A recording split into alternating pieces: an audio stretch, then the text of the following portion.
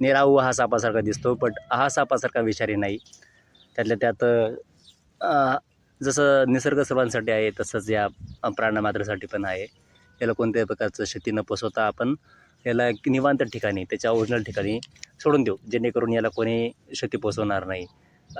सर्वजण आपल्यासारखे नसतात ना, त्याच्यामुळं. कारण की काहींना असं वाटतं की याचं स्मगलिंग करावी.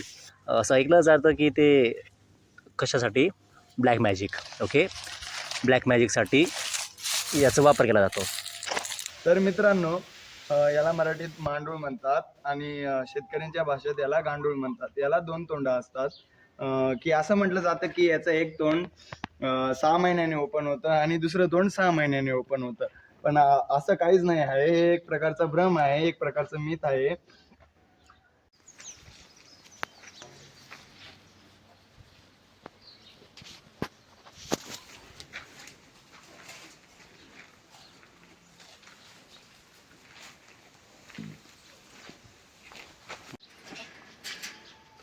आता दिलेल्या माहितीप्रमाणे याला असं मांडूळ म्हटलं जातं, पण इंग्लिशमध्ये याला रेंट सँड बोवा म्हणतात. आपल्या देसी भाषेमध्ये याला गांडोळी म्हणतात.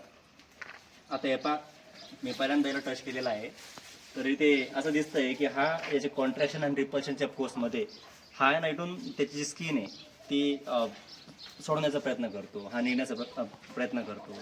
असं म्हटलं जातं की याने जर असं आडा टाकला, किळा मारला, तर तो लवकर सुटत नाही. जसं की ॲनाकोंडा पकडतो ना, ॲनाकोंडा जकडून घेतो आणि त्याच्यानंतर ते हाडं वगैरे तोडून टाकतो.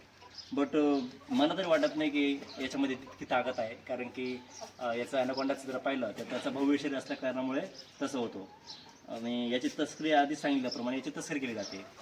बट आता याला असं म्हटलं जातं की ते काळा जादू, ब्लॅक मॅजिक यामध्ये याचा वापर केला जातं. XYZ विधी असेल, आपल्याला काही त्याबद्दल माहिती नाही. तर आपण आता याला त्याच्या सुरक्षित ठिकाणी आपण त्याला सोडून देणार आहोत. ओके, चला मग. अटकतोय हातातून आणि आता आपण त्याला सोडायला चाललो.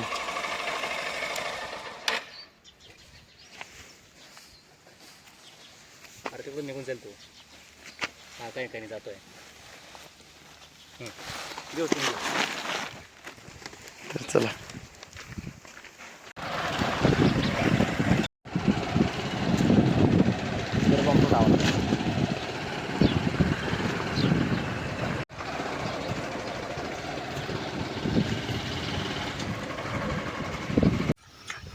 तुम्ही पाहत आहात याला खूप लांब ठिकाणी, अशा ठिकाणी जिथे कोणत्याही सहसा करून माणसांचा कोणत्याही प्रकारचा इंटरफेरन्स नाही आहे.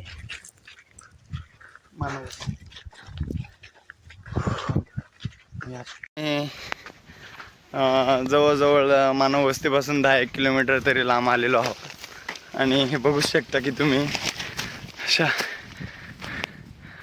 खूप मोठ्या अशा डोंगरावरती आलेलो आहोत. इथे जेणेकरून मानवांचा कोणत्याही प्रकारचा संबंध येत नाही, जेणेकरून हे जे गांडूळ आहे याला स्वतःची वाट भेटेल जाण्यासाठी, इकडं तिकडं फिरण्यासाठी. आणि ज्या दिशेने तो जाईल त्या दिशेने कोणत्या प्रकारचं मानववस्ती नसतं. अशा आमचा हेतू हाच आहे की जेणेकरून त्याची तस्करी कोणी करे नाही किंवा त्याला जीवी हानी कोणी पोचवू नये. कारण की साप समजून भरपूर असे मानव असतात, माणसं असतात की ते त्यांना मारून टाकतात. आता म्हटलं जातं ना की पूर्ण निसर्गामध्ये कोणताच प्राणी इतका घातक नाही जितका मानव आहे. त्यामुळं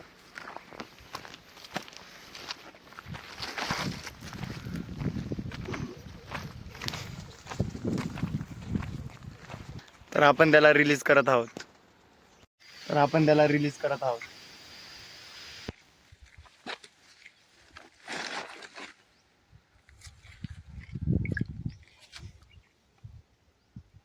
तर चला, आता आपण त्याला इकडे सोडून देऊ. ऊन खूप आहे.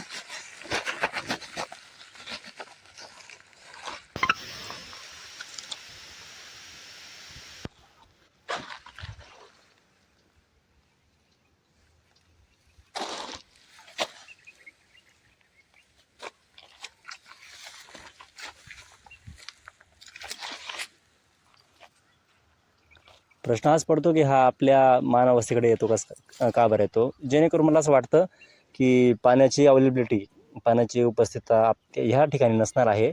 त्यामुळे तो पाण्याच्या शोधामध्ये, जेवणाच्या शोधामध्ये, अन्नाच्या शोधामध्ये येऊ शकतो. फक्त त्याचा इंटेन्शन वाईट नसतो, कोणत्याच प्राण्याचं इंटेन्शन वाईट नसतं, मानव त्याला वाईट बनवतात.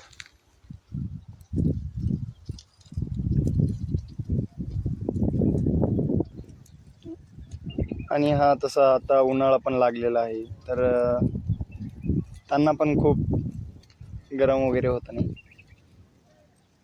असं म्हटलं जातं की हे कोल्ड ब्लडेड असतात. म्हणजे काय, यांना थंड वातावरणामध्ये राहण्याची सवय असते आणि उन्हामुळे त्यांचं पाण्याची अवेलेबिलिटी, त्यातलं त्यात त्यांना ऊन जर खाली जास्त लागत असेल जमिनीमध्ये, तसं ह्युमिडिटी नसेल, वातावरण नसेल, तर ते पाण्याच्या शोधामध्ये वरती येतात, अन्नाच्या शोधामध्ये वरती येतात.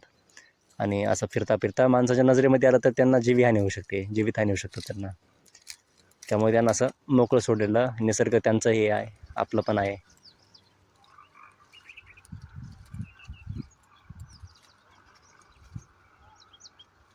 वाव.